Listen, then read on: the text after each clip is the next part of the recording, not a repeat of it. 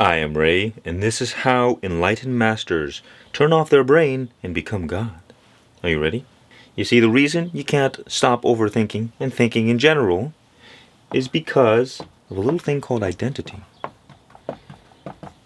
Identity is like a little machine that produces thoughts all the time, and it causes you to focus on, well, billions of different things. Everything that you focus on during your day is directly related to the person you believe yourself to be. All of your thoughts have to do with a story surrounding your identity. So here we got some stories, we got some beliefs, we got thoughts.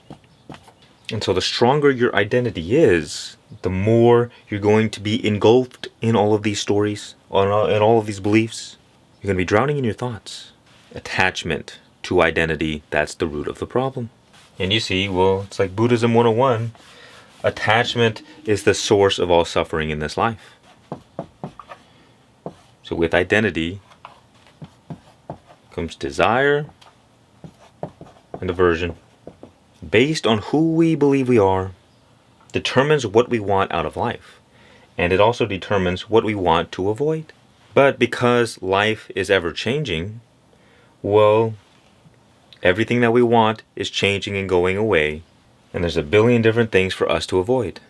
Things that could cause us pain. So we're on this never-ending hamster wheel of running toward pleasure, running away from pain, and that keeps us stuck in this psychological prison called ego. Round and around we go, because we're attached to our identity. And in fact, the whole problem is that we have falsely placed our identity upon that which is not us. We only believe that it's us. The ego is a construct based off memory and sense data. So only when we open our eyes, look in the mirror, do we say, oh yes, this is the person I am. Or when we go and talk to other people, they remind us, yes, this is who you are. Oh, okay, I thought I was somebody else. But if you were to close your eyes and try to find the person you believe yourself to be, it's not there. Just a thought believed in. That's all identity is. And we spend our whole lives like this. Every human being since the beginning of time have lived under this spell, under this illusion, believing that they are something that they are not. And this is what the enlightened masters discover. The moment you realize that you are not your thoughts, that you are not your ego, that you are not this identity, well then you begin questioning the nature of your reality. You spent your whole life trapped in here, and now you're beginning to awaken. Have you not watched The Matrix? Did you not realize it was about you? The same thing with The Truman Show. It's about you. It's not that you're being watched by millions of viewers, although maybe. The fact is that the reality that we believe that we're living in is just not real. And we believe it's more real than anything else. So the whole narrative, the whole story, is that we are sleepwalking through life, and that every once in a while, somebody comes along and wakes up and tries to wake everybody up, and we kill those people because we like our sleep. You shall not disturb my naps, because if you do, I'll get out the swords, and you will see the meaning of disturbed. Enlightenment means freedom from suffering. Because the moment you realize that you are not this ego, you stop being attached to it. Therefore, you stop being pulled around by your desires and avoiding things. So your experiences aren't pulling you all over the place. So you don't experience suffering because there's no longer any resistance to life. When you desire something and life isn't going the way you want, that is resistance. Therefore you suffer, and you get frustrated, and you get annoyed. I really want life to be going this way, and it's not. But the moment you're free from the attachment, it doesn't matter what happens anymore. It's all perfect. Everything's good. Everything's God. You see, Krishna in the Bhagavad Gita taught Arjuna something called Jnana Yoga, which means knowledge. God realization through knowledge. Self-knowledge. And meditation. In other words, one path to salvation, to freedom, is in the recognition of the true nature of what you are. Now, there are lots of paths. For instance, devotion. Devoting yourself to someone like Jesus. Or through selfless service, serving others as an act of Well, service to God. All of these things will lead you to freedom. This is one method. The moment you cut off the fuel source for that ego identity, it begins to fade over time. Like a chicken with its head cut off, it still wiggles around for a bit. And however long that takes is however long it takes. It might take years, a decade, doesn't matter. But the factory is shut down, Willy Wonka out of business. No more chocolate for you, fatty. And so what happens? The mind begins to quiet down over time. Because there's no longer anybody feeding these thoughts. There's no longer anybody feeding these stories. The only reason we overthink all the time is because we're attached to our ego identity. So, our mind becomes more and more quiet as we go along. More and more silent, more and more empty. You see, most people are like hoarders. They have all of these boxes in their brain, the house of their mind, and they're cramped. It's like, I can't move around. My cereal is being blocked by my packages. What are you to do? You gotta do some spring cleaning. It's already summertime. You're late. You're late. We have all of these stories, all of this mind stuff, all of these thoughts going on all the time. It's all noise. And we don't realize that that is pretty much the root of all of our suffering in this life. And that if you just got rid of the mind stuff, you would be free. You would feel peace all the time. More love, more joy, more abundance. And all of this mind garbage is what is keeping you from all that you've ever desired. And not only this, but it's keeping you from your underlying God power. And you see, the reason that people are slaves nowadays is because they don't know their power. Why don't they know their power? Because they've spent their whole life believing they are something they are not. The ego is just a part of you, like your hand, like this puppet. Am I this puppet? I am not the puppet is part of me. And you see what happens. Let's take Jesus, for example. 2 mirrors. One is Jesus, the other is you. Oops. For most people, again, the mirror is all covered with dirt and mud and dust and stuff like that because of our mind conditioning. So, whenever we reflect upon ourselves, we see a distorted image, but an enlightened master. God incarnate. They become pure, spotless. There's not a blemish on the mirror. And so what is reflecting back, you might ask? It is the Christ reflecting back. It is God. It's the same God reflected back in you. It's just that there's a bunch of stuff covering it up. So the light is all twisted and contorted. You don't see it clearly. That's why saints can perform miracles. Because the God power effortlessly flows through them. And well, God doesn't have any limitations. But when our God power is constricted, we have lots of limitations. And because we've been living under this illusion for so long, well, we couldn't really believe that, the true nature of realities is far different than we assumed. Here's another example. Imagine a big wall, and in front of the wall there's a projector, there's light, and on the wall there's a screen. Now the light is illuminating the screen, which shows life as it is, the world. But because we are born or live our life as a person, there's a person-shaped shadow standing in between the world and the light.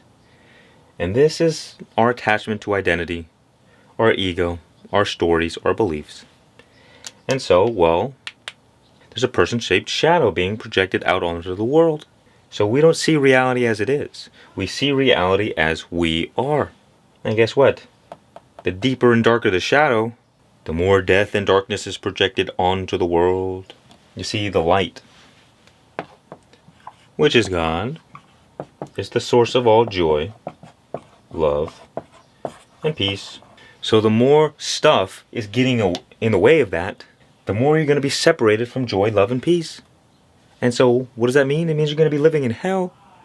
So you can rate yourself on a scale from 1 to 10. 1 meaning you're in hell, life sucks, and 10 meaning, in heaven. And that will determine exactly how attached you are to your identity. How much shadow is blocking the light? Because it's just opposites. It's mathematical. Light and darkness, 2 opposites. The more darkness there is, the more you're separated from the light. So if your life sucks, well, guess what? It's because of your thoughts. It's because of your attachments to your identity, the stories and the beliefs that you choose to entertain. That is what blocks you from source. But guess what? If you're an enlightened master, if you're on the spiritual journey, you erase this little shadow over time. Once you stop identifying with it, well, it begins to dissolve because it's no longer being fueled by anything. So guess what? The pure, unconditioned light gets to shine forth, and you see reality more as it is, more clearly than everybody else. And you become a source of love, peace, joy, harmony for the world. You become free. As it is said, the more of you, the less there is of God. And the less there is of you, the more there is of God. Here's another example. Help you understand. We live in between two polar opposite realities, the outer world and the inner world. And the mind is like the portal in between those two worlds. So, source, which is God, the source of life itself, it's being filtered through us and being projected out onto the world. And that is how we create our reality. This is the source of creation, our creative God power. And so, well, depending on how you point your mind, determines the world that you create. The entire quality of your life is determined exactly by the quality of the things you focus your attention on. And two, the more you're focused on the world, the more you're separated from God. Because you're not focusing on God, you're focusing on the world. And the more you're focusing on God, the less you're focusing on the world, the better your life is. Those who look at the world do not see God, and those who look at God, they do not see the world. All of your worldly problems, all of your worldly struggles, they only exist because you're looking at them. And we believe them into existence, because that is our power. The moment you stop looking at your world and the worldly problems, you start focusing on God, focusing on self-realization, your problems go away. Because you realize that life is just one divine intelligence, evolving itself forward through an infinite array of different forms. And because we identify as the forms, well, we have a lot of interest and desires and aversions and attachments. But when you realize that life is just playing with itself, well, life is always taking care of you. Life is not prejudiced. Life is not out to get you. Life is just reflecting back to you whatever information you got in your mind, your thought stuff. You could say that life is almost completely neutral, if not all neutral, meaning that everything you experience is nothing more than a reflection of you. Every problem, every struggle, every experience. And that by dissolving your attachment to this shadow person, well, your problems begin to fade away. Well, because you address the root of the problem. And two, well, the less you identify with your ego, there's no one left to have a problem. And you see, the mind is like a resistance valve to a hose. It either allows or constricts the flow of life. And the more constricted your life is, well, where life is not, death is. Like when the light is turned off to a room, darkness is what remains. So the more your whole world is covered in darkness, all it means is that the more you're attached to your mind identity. And guess what the enlightened person does? They cut off the source of all the thoughts, all the beliefs, all the stories. That is identity.